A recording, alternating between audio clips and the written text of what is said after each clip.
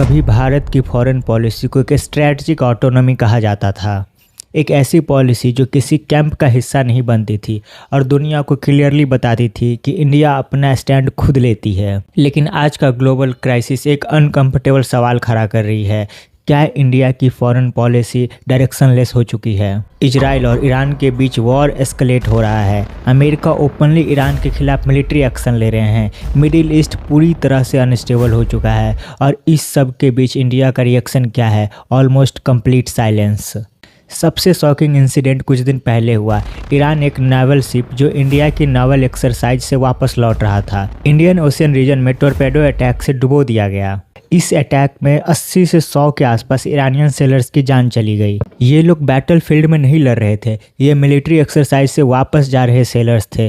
और सबसे बड़ा सवाल, इंडिया ने इस पर स्ट्रॉन्ग डिप्लोमेटिक प्रोटेस्ट क्यों नहीं किया? अगर कोई देश इंडिया की एक्सरसाइज में पार्टिसिपेट करे और वापस जाते वक्त उसका शिप डुबो दिया जाए तो नॉर्मली एक सॉवरेन कंट्री स्ट्रॉन्ग रिस्पांस देती है। लेकिन यहाँ क्या हुआ? दिल्ली ऑलमोस्ट चुप रहा और इस साइलेंस को सिर्फ डिप्लोमेसी नहीं कहा जा सकता। कई एनालिस्ट इसे स्ट्रेटेजिक पैरालिसिस कह रहे हैं। सिचुएशन और ऑकवर्ड तब हो गई जब ऑयल क्राइसिस शुरू हुआ। मिडिल ईस्ट टेंशन के बाद ऑयल प्राइसेस शूट करने लगे। इंडिया जैसे एनर्जी इंपोर्ट डिपेंडेंसी कंट्री तुरंत प्रेशर में आ गए। और फिर एक और एम्बैरेसिंग मोमेंट हुआ।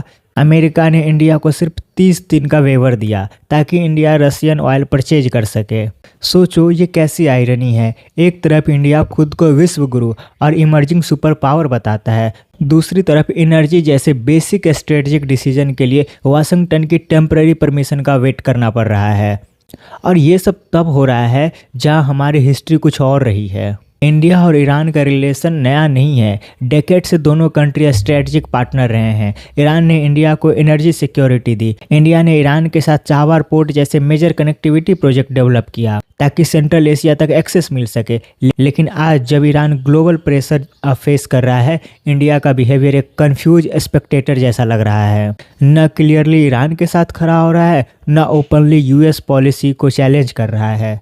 रिजल्ट, इंडिया एक पावरफुल मीडिएटर बनने की बजाय एक साइलेंट ऑब्जर्वर बनकर रह गया है। ग्लोबल पॉलिटिक्स में रिस्पेक्ट उसी कंट्री को मिलता है जो डिफिकल्ट मूवमेंट में अपना स्टैंड लेते हैं। अगर आप हर क्राइसिस में सिर्फ बैलेंस करते रहोगे तो एक दिन के बाद दुनिया आपको न्यूट्रल नहीं, इररिलेवेंट समझने लगती है। और शायद आज इंडिया की फॉरेन पॉलिसी के सामने सबसे बड़ा चैलेंज वही है, लीडरशिप या हेजिटेशन।